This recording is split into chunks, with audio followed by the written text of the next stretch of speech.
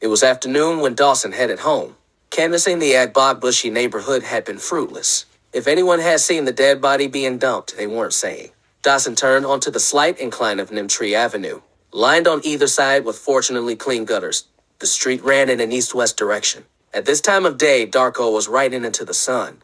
The sky, pale, clean blue overhead, was bright and almost wet at the horizon, making the street appear luminous. Dawson's house at number 10 Nimtree was cream-colored with olive trim. The mango tree on one side had just begun to fruit. It was a tiny dwelling, yet it was still a million times better than the sorry GPS barracks where even a chief inspector could often afford only a single room.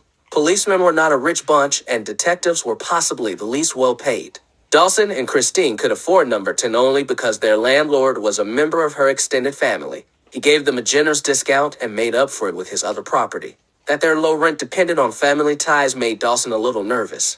Family and money could be a dangerous mix. Every time he came home, Dawson felt a surge of thankfulness, like the swell of a wave. The little house was a sanctuary armor against the wickedness of the crime he dealt with every day. A bit of a fortress, too. His police sense had led him to burglar-proof the house to the extreme. Christine's red opal, which was so small Dawson felt he could pick it up and carry it under his arm, was parked in front of the house, meaning she and Hosea were home from the regular Sunday visit to her mother after church and Sunday school. "I'm home," he called out as he came in through the rear kitchen door.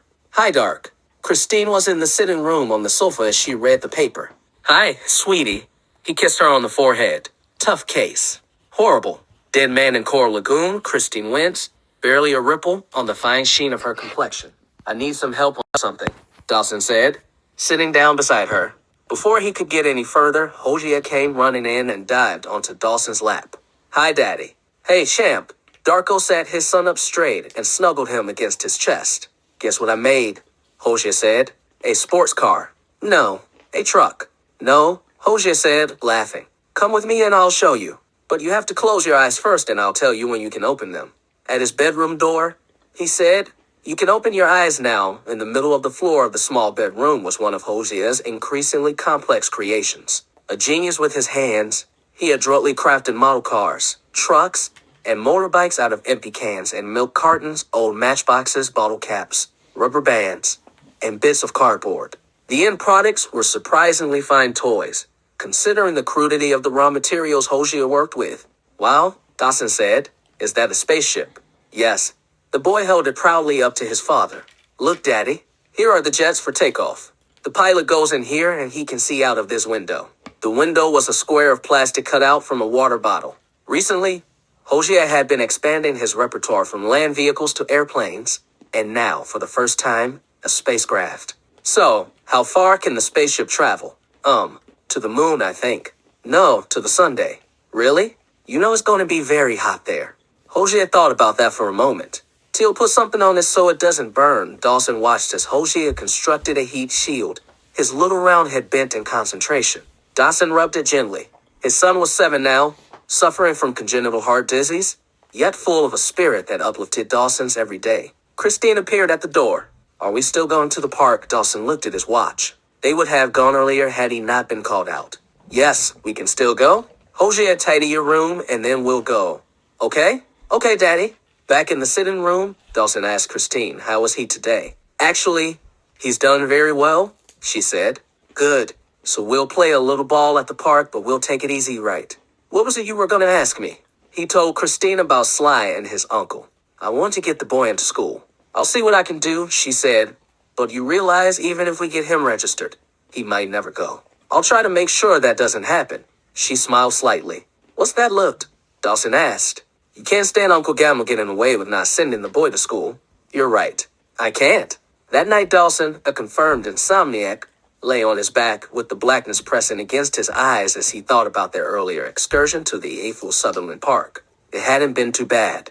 He and Christine had played catch with Hosea, throwing the ball as directly to his waiting hands as possible. That was better than playing soccer, where dribbling and running after the ball was more strenuous. They were walking a fine line between letting Hosea be as active as a boy his age should be and limiting his exertions to what his heart, with his ventricular septal defect, could handle. His symptoms varied from day to day. He rationalized it as the defect changing in size. "The hole in my heart is small today, Daddy," he would say. "So far, Hozier had never given an indication that he felt something was wrong with him as a whole. That was a relief for Christine and Dawson, but they knew their son's healthy adaptations, both physical and psychological, might not last forever. His prescribed medications only patched the problem. The real solution, cardiac surgery, was staggeringly expensive. There was now a national health insurance scheme and HIS, but the very basic medical care it covered most certainly did not include heart surgery. For years, Dawson and Christine had been saving up, adding a generous contribution from an uncle of Christine's, but the target was still practically unattainable. They had applied for a personal loan at Standard Bank, Ecobank, and Barclays, but hadn't qualified at any of them. Besides, the interest rate was a horrible 21%. Then, 9 months ago, wonderful news had arrived.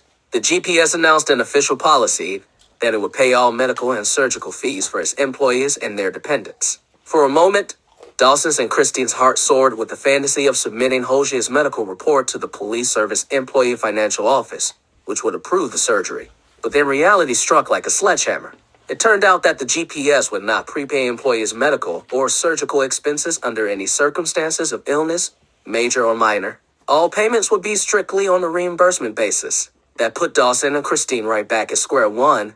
They would have to finance Hozier's operation at the Coral Blue Hospital Cardiothoracic Center, and then present the receipt to the GPS. After that, there would be a long process of validating, cross-checking, and obtaining successive levels of approval, including the Director General of GPS. And then, if they were lucky, they would receive the reimbursement after several months. Another idea had come along about half a year ago.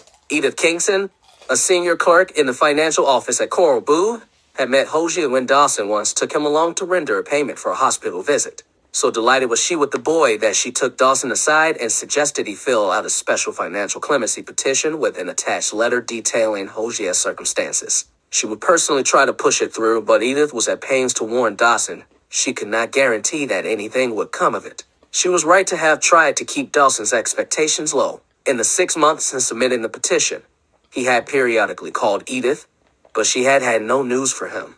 Beside him, Christine normally slept so heavily that a thunderstorm would not wake her, but Dawson could tell from her breathing pattern that she wasn't in deep sleep right now. She stirred and turned over. Dark. Yes, I can't sleep either. Surprising. For you. Christine moved in closer, tucking her head into the hollow of his shoulder. Her skin smelled of sweet and spice. He felt the tension in her body slowly dissipate, and she drifted back to sleep long before he did.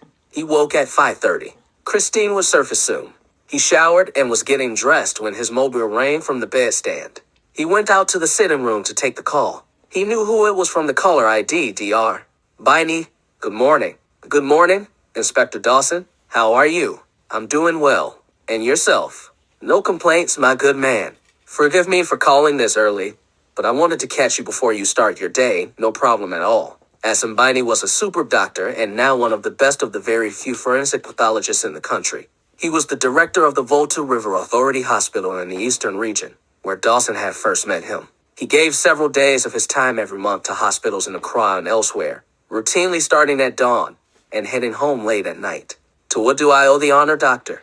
I'm doing a few days at the police hospital mortuary because one of the docs is out on sick leave. I noticed this new case you have the fellow discovered in the Coral Lagoon. Yes, it's very bad. Indeed, and even with refrigeration, the decay will continue. We should get to it today as soon as possible. Bless you, Dr. Biney.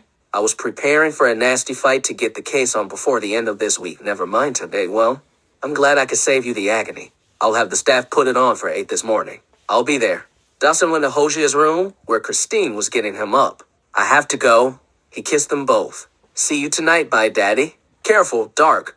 Christine said that every day. She meant it. I will be.